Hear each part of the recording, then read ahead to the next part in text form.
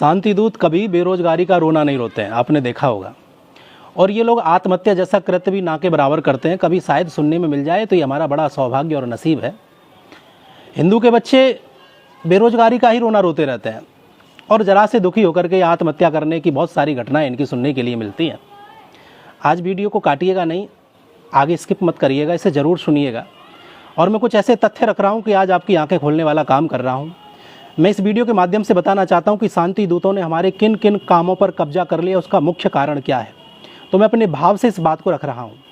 एक युवा लड़का मेरे पास आया और बोला, महाराज मैं बड़ा बेरोजगार हूँ, नौकरी नहीं मिल रही है। मोदी ने कहा था कि हर साल 2 करोड़ युवाओं को मैं नौकरी दूंगा, 7 साल तो हो गए, नौकरी तो मिली नहीं। जीडीपी की बात, इधर उधर की बात उसने बहुत सारी गिनाई। कुल मिलाकर के जब बोलते बोलते थक गया तो उसकी सुनने के बाद मैंने उससे कुछ प्रश्न किए, और ये प्रश्न आप सभी हिंदुओं की आंखें खोलने वाले हो सकते हैं। और आपको समझना चाहिए मैं आपसे कहना क्या चाहता हूँ। समझदार के लिए इशारा काफ़ी है। मैंने उससे कहा कि तुम दर्जी का काम कर लो, उसने मना कर दिया। मैंने कहा लेडीज़ ब्यूटी पार्लर खोल लीजिए, उसने ये काम भी करने से मना कर दिया। हलवाई का, बढ़ई का, लोहार का, वेल्डिंग का काम कर ले, इनमें से कोई काम कर सकता? बोले नहीं कर सकता। मैंने कहा ग्राफिक डिज़ाइन का काम कर ले, कबाड़ी का काम कर सकता है? बोले नहीं कर सकता। अरे सब्जी फ्रूट आदि बेच ले? बोले नहीं कर सकता। अरे जूस की दुकान खोल ले? बोला नहीं कर सकता। आटा चक्की आदि खोल ले, उसके लिए उसने मना कर दिया।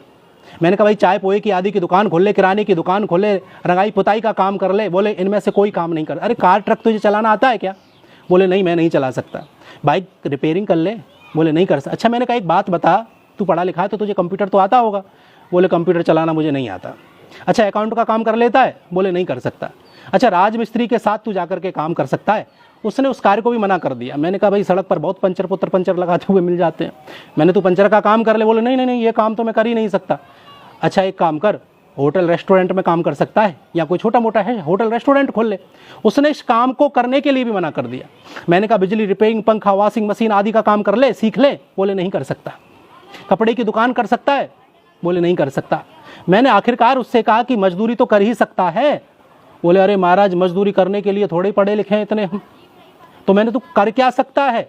बोला मैं पढ़ा लिखा हूँ, बीए पास हूँ, ये सब काम मेरे बस के लिए नहीं है, मेरे बस में नहीं है, और ना मैंने इन कामों के लिए पढ़ाई लिखाई की है। मुझे क्लर्क की नौकरी चाहिए वरना मेरी शादी नहीं होगी। बोला मोदी ने हम जैसे युवाओं को बेरोजगार बना दिया।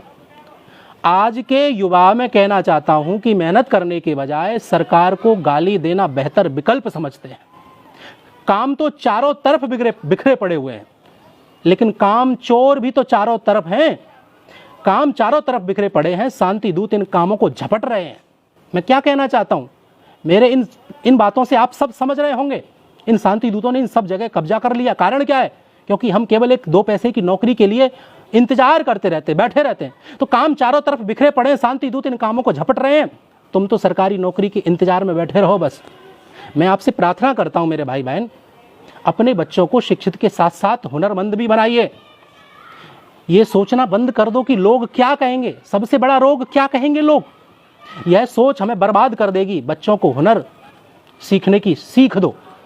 समाज का जब हर व्यक्ति कोई ना कोई हुनर लेकर के बैठेगा, हुनर को जानने वाला होगा, तो मैं दावे के साथ कहता हूं कि भारत में से बेरोजगारी खत्म हो जाएगी और भारत पुनः सोने की चिड़िया बन जाएगा और सबका जीवन खुशहाल होगा।